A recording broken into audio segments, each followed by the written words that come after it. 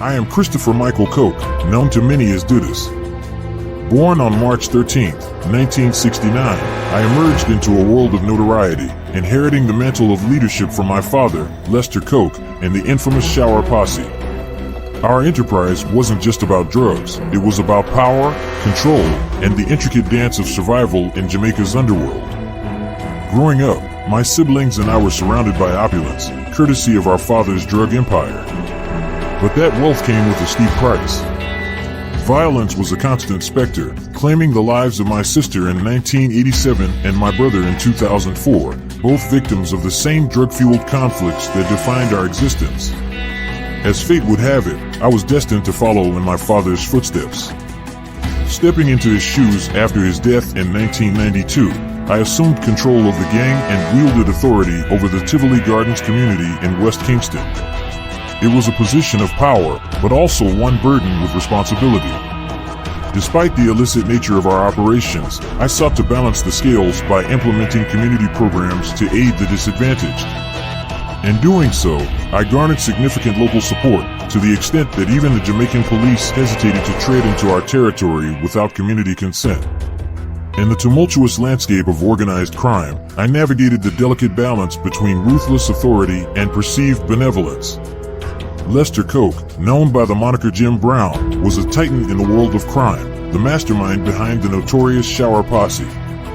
Alongside Vivian Blake, he orchestrated the distribution of vast quantities of cocaine and marijuana, weaving a tangled web of illicit trade that spanned both Jamaica and the United States. The Shower Posse's reign was marked by bloodshed, with accusations of over 1,000 murders staining their legacy in both countries. In the crucible of this violence, I was raised, witnessing the ruthless machinations of power and the toll it exacted on those around me. But fate took a sinister turn. 2 years into his incarceration, my father met his demise in a blaze of uncertainty within the confines of the General Penitentiary in Kingston. The circumstances surrounding his death remain shrouded in mystery, adding another layer of intrigue to our already notorious saga. With my father's passing, I, Christopher Koch, stepped into the void left by his absence. At the tender age of 23, I found myself thrust into a position of unparalleled authority, assuming the reins of power within the gang. But I didn't stop there. Recognizing the influence and reach our organization wielded, I extended my hand to the community of Tivoli Gardens. Becoming a beacon of hope amidst the chaos, I transformed into a community leader, channeling resources to uplift the downtrodden. From providing financial assistance to creating employment opportunities and establishing community centers, I sought to sow the seeds of change in the very soil from which our empire grew. My efforts bore fruit, earning me widespread support within the community. So much so that even the Jamaican police dared not venture into our domain without first seeking the blessing of our organization. In the labyrinth of power and influence, I navigated with finesse, intertwining the threads of authority and benevolence to forge a legacy all my own. In late May 2010, the government declared a state of emergency, a desperate bid to quell the rising tide of violence. But it was too little, too late. The chaos engulfed the city, culminating in a cataclysmic clash between security forces and armed gunmen. The toll was staggering, with lives lost and futures shattered in the crucible of conflict.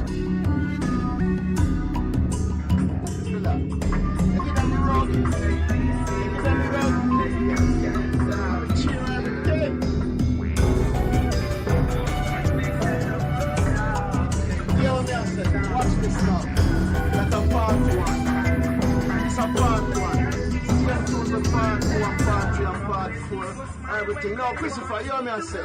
You know me love you from the heart, yeah? When I say when I get this, I wanna send it down today, you some family them there, America and everybody. Now you see me now and you know some me I live life, and I know some strong. I'm an head of my body, I'm not stressed all the time. I'm here good time. I'm good time I do me. Peace out until the next time again, yeah? I'm gonna catch up with you. Tivoli Gardens, my stronghold, became a battleground, its streets running red with the blood of the fallen. In the aftermath, the government sought to reckon with the tragedy, launching a commission of inquiry to unearth the truth behind the operation that had laid waste to my domain. Chaired by esteemed figures such as Sir David Simmons and Justice Hazel Harris, the Tivoli Inquiry delved into the darkest corners of our collective history, seeking answers amidst the wreckage of our shattered dreams. In the shadows of uncertainty and looming apprehension, I, Christopher Koch, found myself at a crossroads. Cornered by the relentless pursuit of justice, I sought refuge in disguise, a feeble attempt to evade the grasp of fate. But fate, it seemed, had other plans. Detained at a routine roadblock, my elaborate ruse unraveled as security forces pierced through my disguise, seeing through the facade of deception to the man beneath. Reverend Al Miller, a figure of influence and intermediary in my surrender, stood by my side, a silent witness to the unfolding drama. In the midst of chaos, amidst the clamor of uncertainty, I made a decision born of necessity and pragmatism. Fearing for my safety and recognizing the futility of resistance, I waived my right to an extradition trial, a tacit acknowledgement of the inevitability of my fate. Held under heavy guard, I awaited extradition, a specter of my former self, stripped of power and influence, a mere mortal awaiting judgment. Yet, in the depths of despair, a glimmer of hope emerged. For in surrender, I found redemption. A desire to end the cycle of violence that had claimed the lives of my loved ones, that had ravaged my community and left a trail of destruction in its wake. In the words I uttered, a solemn pledge to bear the burden of responsibility, to atone for the sins of the past and forge a path towards a brighter future. I take this decision, for I now believe it to be in the best interest of my family, the community of Western Kingston, and in particular, the people of Tivoli Gardens, and above all, Jamaica. After being held at the Federal New York City Metropolitan Correctional Center, I found myself thrust into the heart of legal proceedings, a mere pawn in the machinations of justice. With each passing day, the weight of my actions bore down upon me, a constant reminder of the consequences of my choices. Initially proclaiming my innocence in the face of federal drug trafficking and weapons charges, I stood defiant, a lone figure amidst the tempest of accusation. But as the reality of my predicament sank in, I made a fateful decision. On August 30th, 2011, in the hallowed halls of the United States District Court for the Southern District of New York, I stood before Judge Robert P. Patterson, Jr., and uttered words that would seal my fate. With a heavy heart and a solemn resolve, I pleaded guilty to charges of racketeering conspiracy and conspiracy to commit assault in aid of racketeering. But the wheels of justice turned slowly, and my sentencing was postponed time and again, a cruel twist of fate that prolonged the agony of uncertainty. Yet, amidst the chaos and turmoil, I found solace in the knowledge that my actions, though fraught with consequence, were driven by a desire for redemption. As I await my fate, I can only hope that my actions, both past and present, will serve as a beacon of change, a testament to the enduring power of redemption in a world plagued by darkness. Bloodshed over his captured Jamaican gang leader Christopher DUDUS Koch has arrived in New York under tight security to face charges that he flooded the East Coast with shipments of cocaine and marijuana. Drug Enforcement Administration agents brought Koch by plane to an airport in suburban White Plains in New York hours after he waived his right to fight extradition in Jamaica. He was paraded in front of the international media by law enforcement agents as they moved the suspect to another location. In agreeing to leave Jamaica without a legal fight, Koch said he was saddened by the 76 lives lost in street clashes between fiercely loyal supporters and security forces in his power base in the Tivoli Gardens area of Kingston. The 42-year-old faces a maximum sentence of life in prison in the US if convicted of drug and gun trafficking charges. Koch was captured on Tuesday after a month-long manhunt. He was disguised in a wig and riding with the Reverend Al Miller, an influential evangelical. So that we could hand him over to the JCF for the judicial process of the extradition to take place.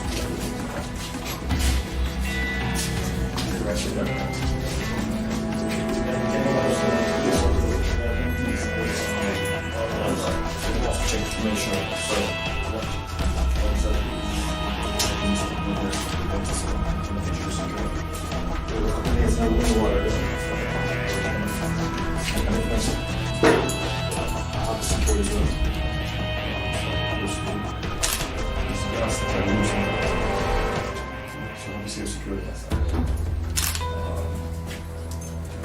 It's been a big over there, so just check these right. Those all secure. So. I mean, that's for me myself, you know, so when I try to escape, you know, that's me in custody, I'm just going to leave myself. No, we're just trying to make sure that things are safe. So please don't take offense. We're just trying to make sure that the case is seized up and so start and safe. Okay. Thanks, we don't have to worry. Just sweeten up. So you guys relax and start really. Yeah, I need like go soon again, talk to my That's the new trafficking. Someone places does not.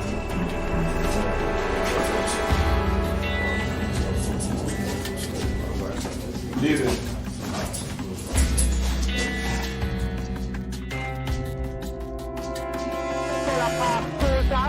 When they find the old stop them, I will cannot come out and the bomb blows back stop. Cut all the fire to the window, them out fire. We have a crack road and shop crack and last night to the eat. I feel shop the car go crack road and we are woman. Helicopter drive up to the sky and I'm strapped to. I'm sick me there. I'm in the home, under my face, and I hear from the top. I can hear the gunshot. They directly someone will leave the building, each out to do his body, and directly shooting at them. And they're saying, put on more, that's what the police are saying. You can't make any move because Masterman, they are jumping back from the helicopter down in the place.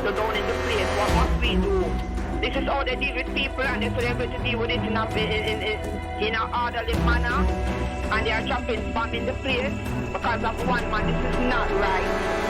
The helicopter is throwing grenade on the house, and the house is in Chale garden. So on the houses that they're throwing these bombs, are there people in these houses?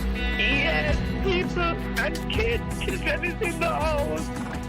From Arnett Gardens, we could see thick black smoke emerging from Coronation Market. It is not yet clear how it came ablaze.